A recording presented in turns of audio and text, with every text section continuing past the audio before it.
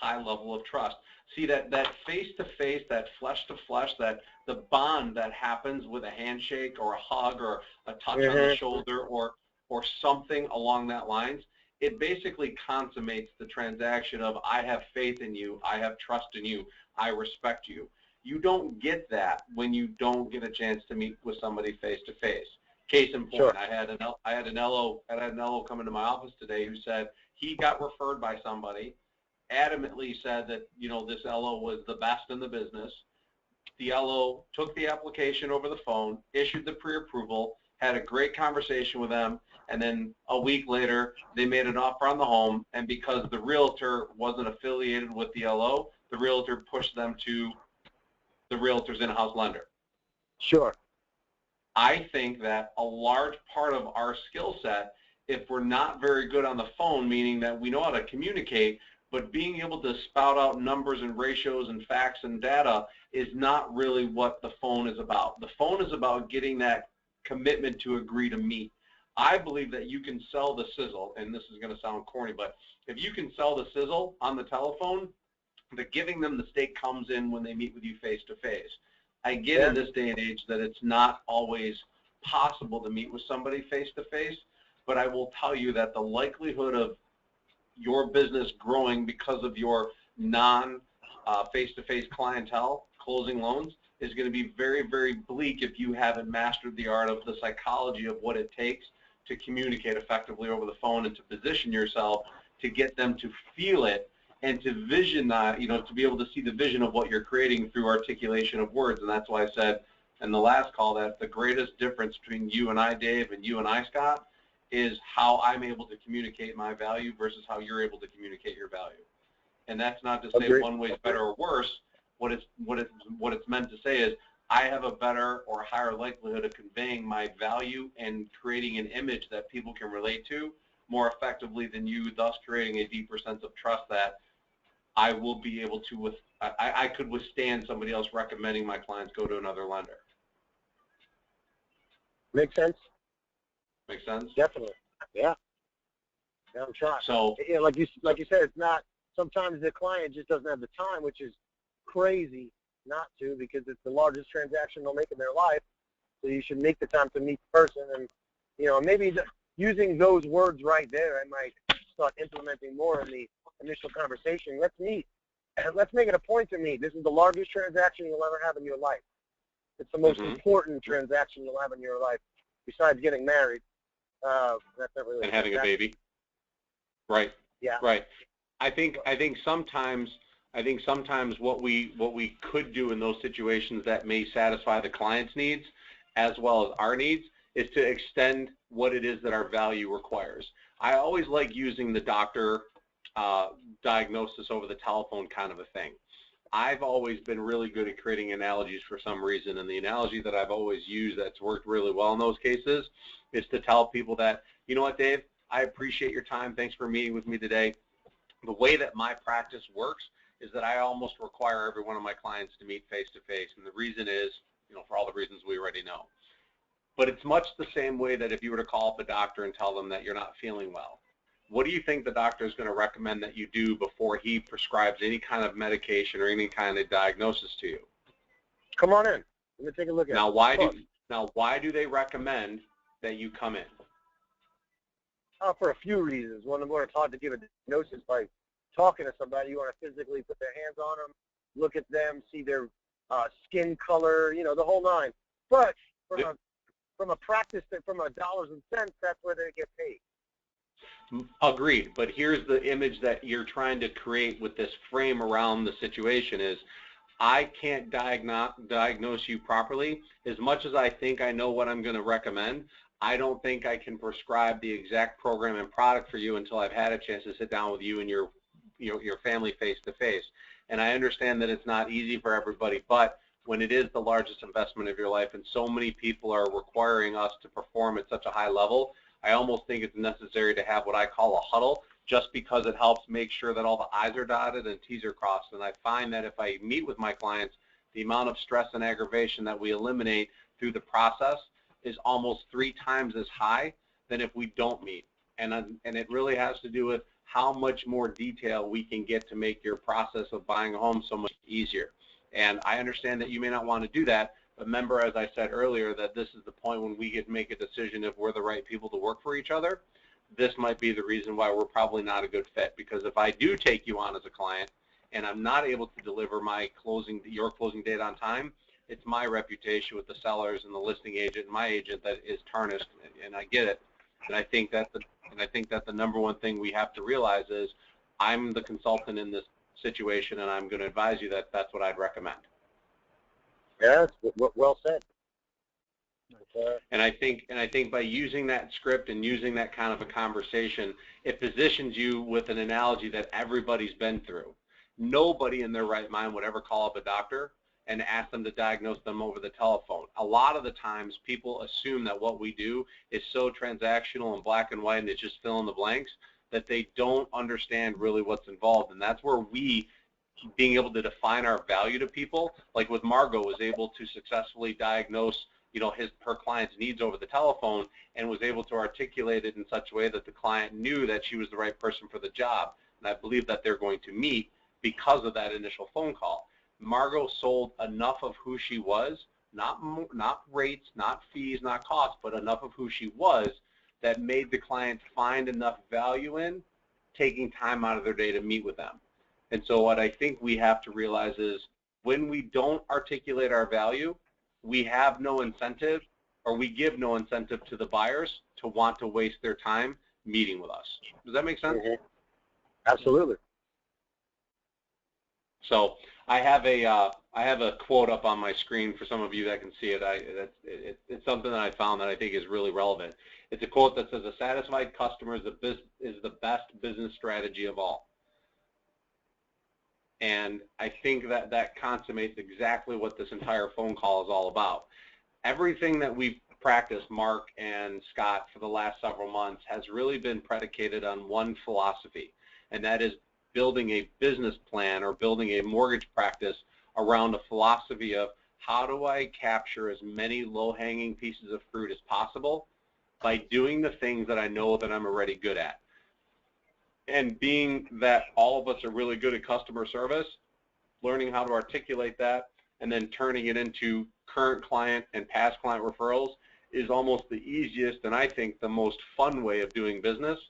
And it doesn't require you to spend any more money, and it doesn't require you to spend time with people that don't know you, like you, and trust you. And it provides you the almost an instantaneous gratification because every time you get a call from a client, like I know Margot, how many clients have called you in the last couple of weeks, Margot, that are past clients and current clients? Boy, the majority of them they're either a referral from a past client or a past client that's, needs to buy again. I would say what's in my pipeline, about 8 out of 10 loans that I got in there right now are all client or a referral from a client. Is it fun to work with those kind of people? Oh yeah, because there's already a relationship there, so there's some familiarity, and when you work with somebody that is a referral from the past, it tends to automatically bring in that conversation that is important in your triangle of trust, which is I value the relationship with Doug because he referred you, and so that is my thing. Is I just want to articulate that a little better, but that seems to be automatic in those types of transactions. Right.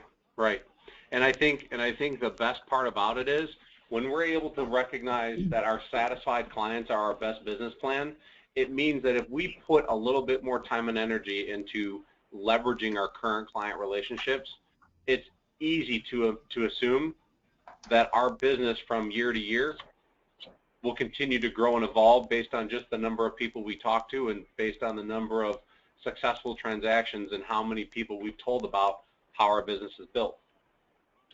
So one of the things that I wanted to talk a little bit about today was, Margot, something you and I addressed earlier today. Mark, I know you're on the phone. How you doing, buddy? I'm good. How are you guys? Good, man. Fantastic. Thanks for joining in. Hey, I got a question for you because you've been doing this the longest. Do you find it valuable to track all of the details of your referrals that come in, meaning every detail, where they came from, when they came in, if they've turned into a lead, if they're a prospect, if they're a dead deal, if they're an application. Do you think that it's important to be able to track all of that detail? Yeah, absolutely. And I was just looking at my lead tracker over the weekend, and I was trying to figure out how I can track percentages better in regards to leads turning into applications and things like that. And I don't want it to become just a beast, to manage. I don't want that to become the whole gist of my day, but I would like to better control or better see, how many leads actually turn into apps, how many apps turn into pre-approvals, and how many pre-approvals turn into closings. So I could better understand those numbers. But yeah, all those numbers that I have currently are very important to me. I've always believed, and Margot, I said this to you earlier today, it's my opinion, that when you get a lead in, if you don't have all the facts about that lead on a piece of paper and in a tracking format, down to when they called, how many times you called, what it's turned into, whether it's a prospect, a dead deal, an application, or was unable to get a hold of them, I feel like when you go back and start doing an analysis like Mark is doing, it's hard to look at your business plan, which is what I want to get into a little bit here in a little bit, is talking about how are you going to develop a business plan. If you don't know what's working for you right now, and what I mean by what's working, we know that you get referrals, we know that past clients call you, we know that you're doing, we know that you're doing business, but what in your business is working for you and what isn't working for you. And I think a large part of our clientele we lose sight of because if we get past 8 loans a month, Margot, does it really matter if you had 30 leads in? Yeah, I'll do right now, so I won't go back in an hour. Margot? Just a second, please. No, I'll have to call you and make an appointment. Okay. I am so sorry. Did you have a Jehovah's Witness? No. It was a client who came in and no receptionist. Got it. So the question I have for you, Margot, was, if you're trying to grow a business, I know that you know where your business comes from, but after 8 loans in a given month, do you really care if you have another 28 leads coming in or 22 leads? No. Okay, but let me ask you this question. If in 60, but if in 60 days your pipeline has dwindled because you haven't taken enough applications because you've been too busy working on those other 8 loans, what are you going to do about all those other 22 leads that possibly some of them you want to call back? I looked at the lead tracker you sent in today, and I appreciate you doing it, but I'm going to call you out on it because I feel like in a lot of ways you're missing enough information that doesn't give you a chance to go back and say, I know how to contact every single one of these people. Well, I have everything in SalesForce, which is MPC. So everything. So you are tracking it. Oh, yeah. And I track, in that, I track how many leads close, where they come from, so I can see percentages in there that say of your all transactions closed this year, what percent were who. This was just a quick list that I wrote up because I had to have a written form that for this coaching that I got it. I use this mainly as just to remind me to call on people. Okay. So here's what I would like to suggest that we do before next week's call. Okay. I'd like for everybody to do what Mark was essentially doing, and I'm glad you brought it up, Mark, because I was going to ask everybody to do it anyway. I'd like for you guys to go back and look at the number of people that you closed and where they came from. And I don't want you to list it by agent. I want you to list it under all realtors. I want you to list it under all past clients, all current clients, all business relationships, and any marketing or advertising that you've done. I'd like to see where everybody's business came from last year. For example, I know that, let's see, Margot, yes. Margot, you did between October and November of this year, you closed 40 units at around $5.5 million in total volume to the tune of an average of about $136,000 average loan amount. Okay, yep. So my question to you is, if you were going to say, I want to grow my business and close $10 million, I would ask you, where is the majority of your business coming from, so that we know where to implement the most strategies to help grow it. Maybe we can look at capturing some business that fell off because of improper follow-up, but I'd really like to get a handle on everybody's volume. And Scott Thompson, you're on the call. You closed a total of 19 units for $2.5 million. So what I'm looking for from all of you guys on the phone is, I would like to know where your business came from in 2015, because one of the things that we're going to work on next is going to be this business plan. And I'm giving you guys an example of what my business plan was in 2013. Dave, you probably can't see this right now, but what Dave gave me was a 14 bullet point page of all the things that he was going to do for his business. The problem with that, like I said to Dave, was I don't think he was going to have the time to do all 14 of those things. And so for me, it became more of an identity of, I would rather focus on what's really working and tweak it, because we may not need to revamp your entire business model, but rather just improve on a couple little minor details that give you a chance to increase your business by 20, 30, maybe even 40%. Does anybody think that would be valuable? Yes. Yep. So let me give you guys my business plan. This was from 2013. So 2012, my numbers were I closed 78 units, an average of about 6.5 per month. When I wrote this was in December of 2012, and this was 4 bullet points of my goals, which are develop new realtor relationships that would increase an additional 3 loans per month.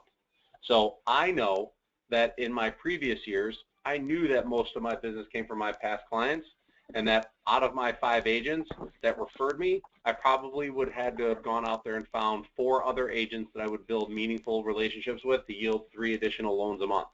And that worked out to be getting about 6 more leads coming in a month from them.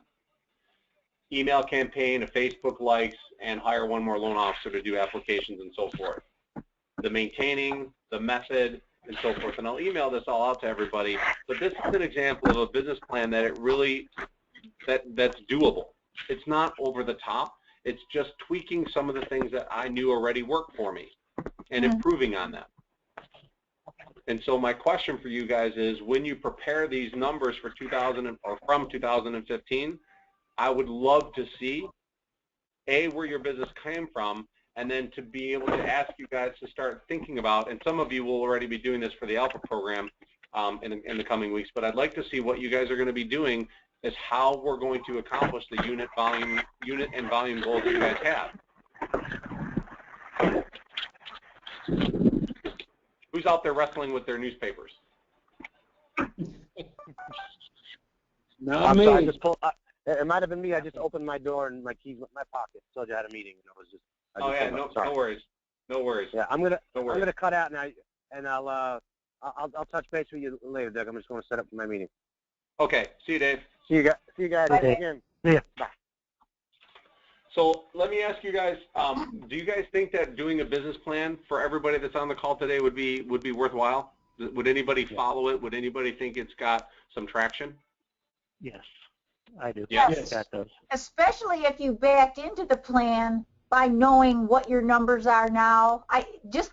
The last couple statements that you said and looking at what you have is basically knowing that whole breakdown of what's happened in the last year, where things are coming from, and then setting your goals from that, not from just a wish of I want to make this much money and then backing into that, which is how I've always done it. And therein lies the biggest challenge, because a lot of what we think we have to do requires us to revamp our entire business. And I'm telling you that A, is impossible, and B, it'll never happen because nobody's going to go through that much work. We're going to go back to, because we're all seasoned veterans, we're all just going to fall back into the same routine that we've always done, because it allows us to support our family and our lifestyle. Maybe not perfectly, but it gives us enough freedom to do what we want to do. We don't feel like we're destitute, because if we are destitute, there wouldn't be anything that would stand in your way. You would get everything done. And right now, a lot of us are just doing it. A lot of us are going into 2016 hoping that we have a very similar year than last year, because we had record-breaking years. The truth is that if you expect to have a volume, Scott, if you think that you're going to close $9 million in loan volume next year based on what you did this year, you could actually do it, but it would require you to totally revamp your entire business plan and all of the things that you do every day in order to accomplish it. Now, could you accomplish closing 5 to 6 million? You could do that, and it would require maybe not as much work, but it all depends on what you're willing to commit to. And the whole purpose of what we're talking about today is when you know what your numbers are, meaning where your business comes from, that's your foundation. You can already say if you want to grow your business to where you're going to make $6 million, or if you want to close $6 million in loan volume, well, you already know that what you did produced $3 million. So how do we find an additional 3? Well, let's not go in and start reinventing the wheel, because there are things that we won't do if we don't like them, like, for example, Thor's hammer. So instead of doing something like that, let's look at where most of our $3 million came from. Most of our $3 million came from realtor relationships or personal relationships. That's great. Well, then what we need to figure out is how can we capitalize on more of that and develop a strategy around it. Like for me, when you look at mine, I went down on the bottom on the second page. Other stuff, calling card video, Facebook postings, a closing gift, a We've Moved website, closing thank you cards, and fun stuff like an I See Me book. So one of the things that I do for my past clients, because I know that that's where my biggest financial benefit comes from, was from my past clients, that it meant more for me to engage with my past clients in more ways than it was for me to create a new strategy to go out on Zillow or Trillia or do something like that. I wasn't going to be successful doing that, so instead of spending the money on that, I decided to find out which of my clients were having babies or were pregnant, and I went out there and I sought them out and found a way to get them what I call, they're called I See Me books, which are phenomenal little gifts. But that perpetuated my value to my clients, and lo and behold, I was able to capture some more business out of it. My goal for that year was to only increase my loan amounts or my loans by 3 units a month. That's an additional 6 to 9 leads a month. That's not hard when you have a database of 1,000 people, or or you have 15 realtors that you're calling on. It's not that difficult when I looked at it. But I wasn't doing anything revolutionary to my business. I was focused on what worked. And to bring this point home to you guys, it's really this. In order for us to figure out how we can make 2016 better than 2015, we have to start by clearly understanding where our business came from, down to the leads, which fell off, meaning I'm sure we've all had clients that called us that we never called back because we forgot, and they went someplace else. Or they went with another realtor, and that realtor steered them away from us. There are so many things in there that happen that if we could figure out how to improve that, you might have all the leads that you need. Maybe what we simply needed to do is help you convert them to be more loyal to you. Does that make sense?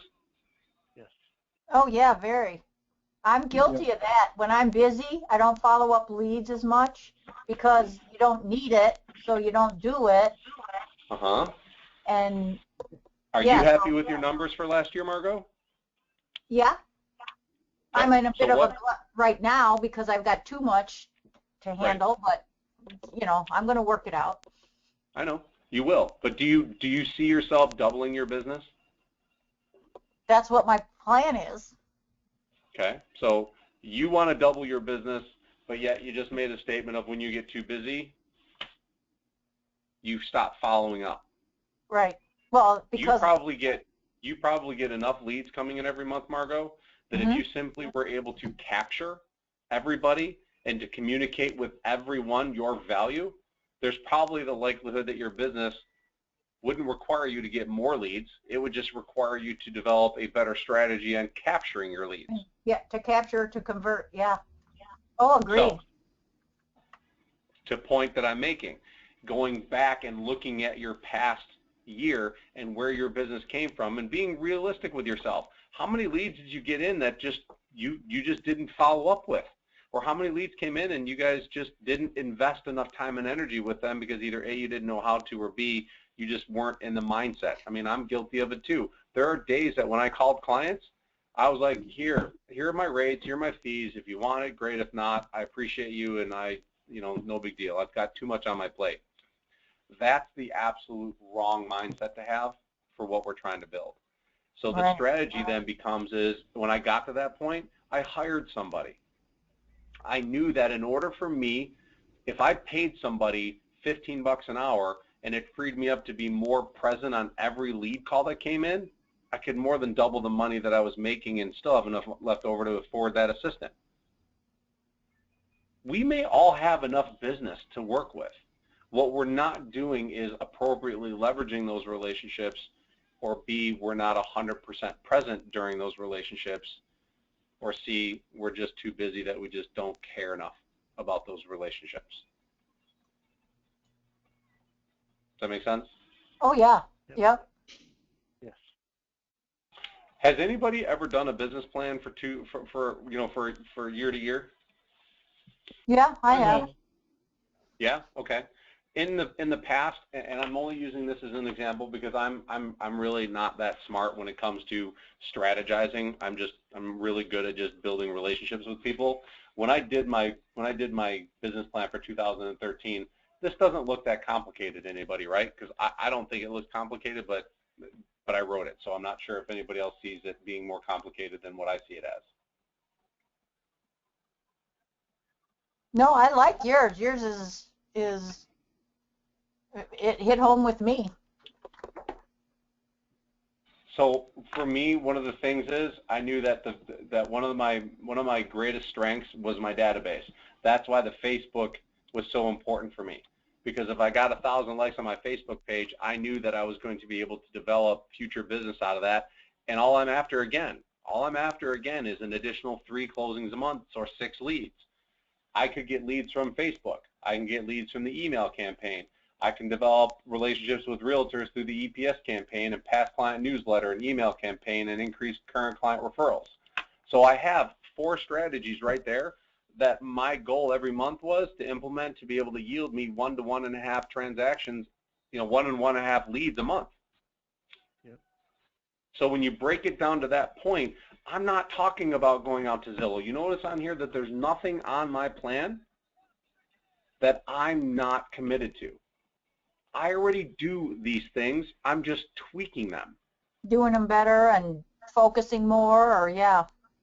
So it's not. It's just improving on them. So for example, the cut on the bottom here, past client touches, the newsletter, cover letter, returning clients' email campaigns. The drip campaign for me was the big one. I had a whole binder of probably 100 credit reports that I pulled for people that were people that were thinking about doing something, or people that didn't have high enough credit scores, but I told them I'd follow up with them. It's still sitting here. It's rotting. I mean, it literally is rotting because I lose touch with them, and the momentum I just don't have time to follow up with. If I was going to say I want to increase my business, why would I do anything different than just focus on how can I take these credit reports and turn them into leads or loans again? That's a perfectly viable strategy. Quick question on your bad credit people and your history, because I'm guilty of if they've got bad credit below like 580, I just don't mess with them because I find that they don't go through with credit repair or anything like that, and historically they've been a waste of time for me. But what's your history on that? Do you have a certain credit score that you just kind of kick to the curb, and then a group of credit scores that you will nurture? Well, here's how I look at it. I'm always cognizant of birds of a feather flock together. Let's just be honest about that. I've always felt that I require a certain level of commitment from people if they want to work with me, because again, I'm deciding if I want to work with you as much as you're deciding if you're going to work with me. When I pull somebody's credit and the credit falls below, let's just say 620. Let's just say it's 620. I really don't consider you a fruit, meaning I don't consider you an application in the next 60 to 90 days. I just don't. I consider you to be a seed, and that seed is somebody that I have to plant, I'd have to nurture, and I'd have to determine, or they would have to then, take the nutrients that I'm giving them, and they'd have to sprout and grow. A lot of those seeds were dead to begin with by the time I got them. So what I did was I put them on a 30-day campaign, which was, I'm going to ask you to do something. I'm going to ask you to call my credit repair specialist and have a conversation with them in the next 30 days, and in 30 days I'm going to follow back up with you if I don't hear from you sooner. I'm only going to call you once.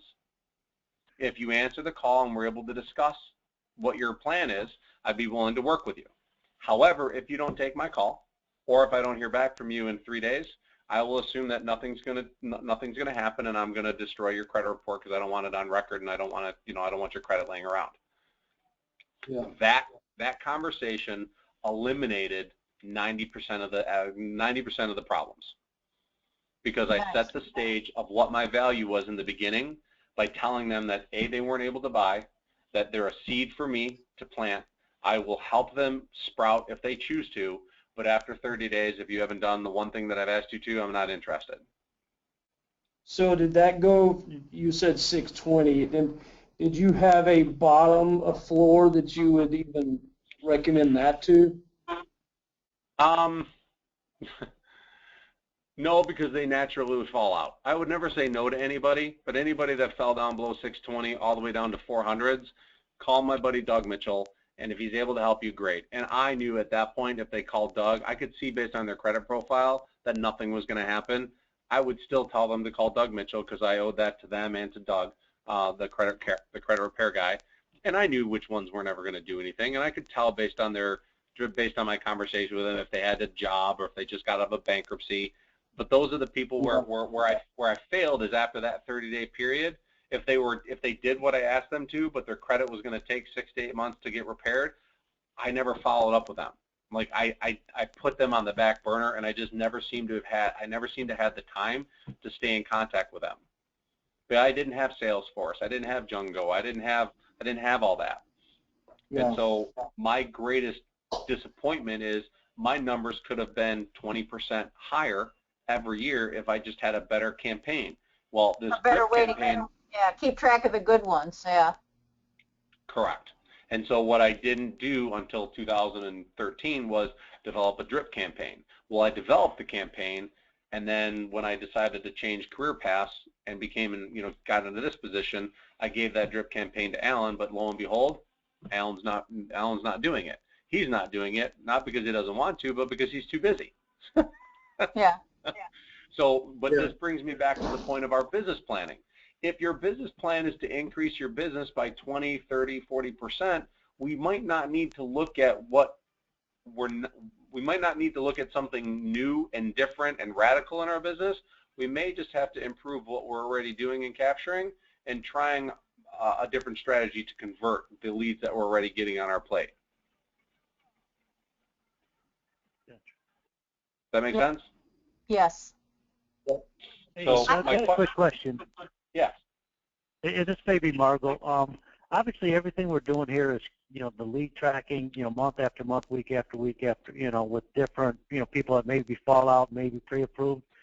How are we tracking them 3, 4, 5 months down the road? Is that SalesForce something to consider, or you know what I mean? I know we're doing it on a little spreadsheet with Excel, which but it doesn't do the drip campaigns, or you know what I mean? Trying to, I don't know, plant some seeds, passive seeds perhaps, or even keep it in our, forefront, I mean. Well, that was my question to Doug too, was how do you know month to month who's? I mean, I could throw them over to Advantage, which is just a email, monthly email thing, At least they want, let's say I have someone with backside like Mark was just talking about. Maybe they're a little bit light, maybe they will do something. Well, that's one of those people in 6 months is probably going to fall by the wayside, but, maybe with a campaign, a drip, or a way of, pulling them to the forefront. I mean, what's actually being used as far as that? For suggestions or advice. I can tell you what I'm using, if you want to hear it. I'm open for anything. I mean, that's what I'm asking you guys, as far as, because, I mean, I'm looking at someone, let's say today, what am I going to do 6 months from now when, this is successful and I have a lot more leads, and, I don't want to get where I'm missing all the people, but it's hard to keep track of it if I just have my little spreadsheet, Right. Yeah, I will tell you. Oh, go ahead, Doug. No, go ahead, please. I would say you definitely need some kind of contact management system, because Excel spreadsheets and pieces of paper won't do it. You know, you got to be able to see who's in there, what status they're in, and they've got different ones. I mean, you don't have to go with SalesForce, which is well, let's just talk SalesForce. I mean, which are some of the ones that, Doug, you've seen that people are using successfully, or, you know, Margot, I know SalesForce. I mean, I don't even know what that is. I mean, I've heard of it, obviously. Yeah. But I mean, if it's Salesforce is, well, Salesforce is a great, it's probably the best CRM system that's out there, without question, but it's expensive and it requires a lot of stuff to get started, just because of you gotta write it the way that you want it, which is no problem. But here's how simple I kept it. After I determined whether that borrower was going to be worthwhile or not, on that 30-day call, I marked it in my Outlook. I put 6 months out, which is what I told the client, that I would call them in 6 months, and I put them on my newsletter, so they would probably get 1 or 2 newsletters from me in that time frame. And I made a note in my calendar on, you know, 6 months from now, the name, the phone number, and what month their information was from the lead tracker. And I simply called them back and said, hey, this is my name is so-and-so. I'm not sure if you remember me or not, but we talked 6 months ago. Wanted to follow up. You're running your credit, blah, blah. More times than not, they never called me back. It really became something where I gave it to my assistant to call. And I would say probably 1 out of every 20 was actually able to do something. Because a lot of people just fall into this instant gratification mode where they get excited about something, and then when they can't do it, they just go back to what they always do. Yeah, they go out and buy a new toy. Correct. Well, so you can even run with pre-approved buyers that just for some reason, something in their life, you know, fall off for 6-8 months, you know? Yeah, but that's you could have someone pre-approved and you know what? What's that? I was going to say, there's a very inexpensive program called, and I believe it's Pipedrive. It is Pipedrive. I've seen that. Yeah. Okay. Yeah, and for just basic tracking and people that move through things, it would be great. It's not going to handle emails and drip campaigns and all that other stuff, but just to keep track of, you know, 500 names and where they are in that big giant funnel of yours is good, because go ahead. I'm going to give you a more basic way, Scott, and again, Pipedrive, I use that, but for my pre-approvals, you should be calling your pre-approvals every Friday. You should be taking 2 hours out of your day, and you should have a drawer full of everybody's information, and I would pull out a stack of folders and I would call every single one of them and say, hey guys, it's Doug, it's getting ready for the weekend, just wanted to make sure you knew that I still had your information and was curious how the house hunting was going. Drop me a line this weekend if you need anything. I'll be available to you between the hours of blah, blah, blah, and blah, blah, blah. If you're not calling your pre-approvals weekly, you don't need a SalesForce program. Right. No, but no, I agree with that. And that's an obvious one there. I'm thinking someone you talked to maybe, you know, 3 weeks ago or a month, and you know, maybe weren't ready, you know, because that's one of the things with the lead tracker. We're doing more than just people that have actually been physically pre-approved. You know what I mean? And obviously, not everybody's, you know, 400 FICO, and not everybody. So you're talking you're talking pre-qualified buyers, not people that are actively out shopping. Just somebody that. I think he's talking about his whole database, the whole lead tracker. Well, you know, thinking obviously if we're successful, you know, let's say we had, say, 20 a month. You know, that's probably on the light side of lead tracker per month. Yep. So 10 months into it, you know, and if you take Mark and these people have been doing it for a while, he could have 300, 400, 500 people that he's at least communicated with, and there's probably not 15 that he's currently working with each and every week. You know, whether it's the pre-approval calls or. You just. You know, I need to send you a check because you just drove home the point that I started this entire call with. Having the details of every lead that comes in, you should be picking up your lead tracker from the previous 2 or 3 months and going back when there's a lull in activity. When there's a lull, if it's not organized and time blocked every week, when you have a lull, that's the first place that you should be going back to when you realize that this month you only have 10 leads in, but the last 3 months you've gotten 25, 25, and 30. Okay. The lead tracker is such a great tool that if you track it every single month, you can know when the lead came in, where it came from, their contact information's there, and it's really easy to go back 3 months and on a click of a button and go, all right, this is back from September. Let me, oh, they closed, they did something else, that was a dead deal, but these are 5 people that wanted to do something, they just weren't ready. Maybe I should pick up the phone and call them. Or maybe you should be implementing a system where every month you're going back to your lead tracker on the 15th to the previous month and calling all leads that didn't do anything. No, okay. Yeah, on my lead tracker, you'll see mine. I designate those guys as yellow, and I really keep going back to those guys until they're just a total dead deal. And when they become a dead deal, then they go red. Right. You need to take your lead tracker, in Mark's case, and turn everybody out of yellow. Nobody should be on the lead tracker that's yellow. So then, theoretically, at some point, as you're going back, every lead in there is going to slowly but surely fill itself out by either becoming a bad credit, a dead, a bought, or an active, but nobody from 6 months ago is going to be active. So I see, okay. All right. So that's why the lead tracker, and that's why the lead tracker actually lends itself to becoming another pillar of your business.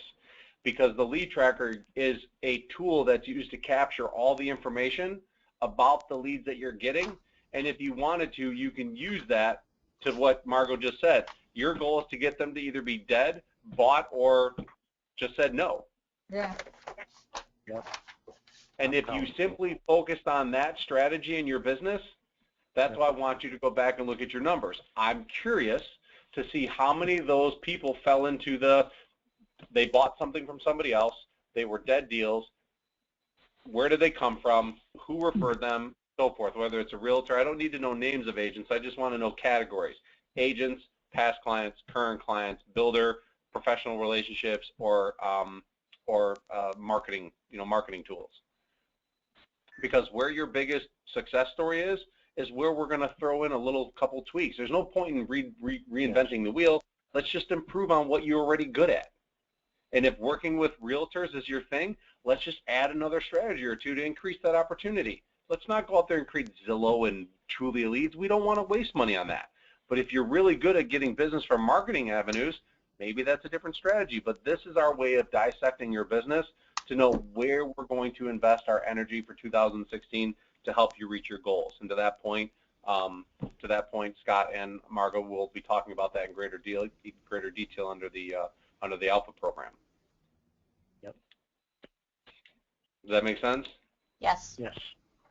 So that's really what I wanted to do with you guys today. I wanted to send you guys a copy of my lead tracker, or not my lead tracker, my business plan, but I want you guys to look at your numbers for next week and start thinking about what a business plan for 2016 will look like, because we're going to use this.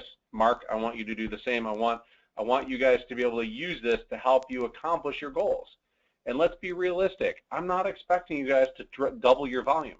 As much as you say you would like to, I don't think anybody wants to work that hard. I don't think anybody wants to be a Kristen Jameson. She's awesome at what she does, but she is 100% laser focused, and she sacrifices a lot of family time to do the volume that she does. I just don't see it with the people that are on the call. We all have lives, we all have families, we all live balanced lives. So instead of looking at it going, I want to double my business, let's really think about what you really can do with it. I mean, I think in all reality, I think the better approach is you create a business plan, and I'll tell you what I think with your business plan you'll accomplish.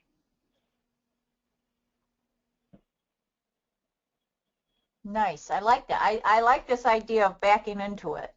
I'm going to dig into my numbers and see what my numbers are.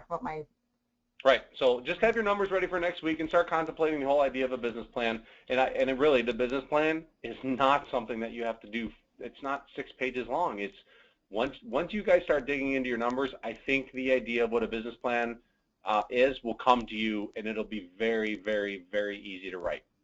Very easy. Mark, would you agree?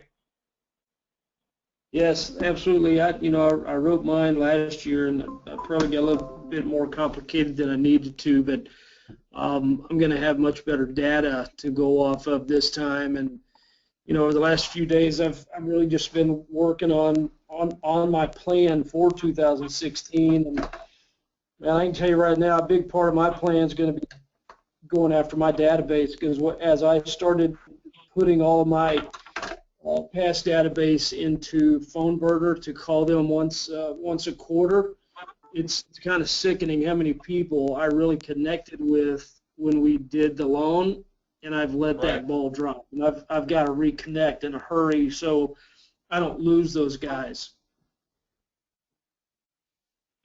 So that's going to be a major strategy of mine, is going after that database. Well, I know a few things about going after your database, so if you want to have a separate call about that, my friend, I'd love to help out. Okay, I appreciate that offer. And if that turns out to be something that we think it'll be helpful for everybody, then we'll bring it up to the group the next time we have a call. Good. So I'll send you guys this copy of this business plan. And again, this is not a formal plan. This is my brain dump of the things that I thought I could implement into my business. I'm not trying to tell you that this is the only way to do it. This is just what I felt like would be easily accomplished by somebody who is already closing a significant, 6.5 to 7 loans isn't significant, but at the point where I was at, the money that I was needing to make and what my financial goals were, I was making more money than I needed to. So in order to increase my business, you'll see on there that I had to hire another LO because I wasn't going to sacrifice my quality of life just to close more loans. So that's also part of the business plan of realizing, Margot, that maybe in order to help you reach your financial goals, you've got to take on less responsibility, but yet dedicate more time to training somebody and putting somebody into the mix that will help you accomplish your higher standards of capturing more leads while not requiring you to be engaged in all the minutia and getting caught up and not being 100% present every time you get a lead in. You bet. You bet. All right, guys, I'm all done for the day. Thank you guys for your attendance. I love hanging out with you guys. Thank you again so much. Thank you, Thanks, guys. Thanks, Doug. Have a great week, and we'll talk to you guys next week. Work on those goals. I want to see those. I want to see those numbers. Yes, sir. Yep. Okay. See you guys. All right. Bye.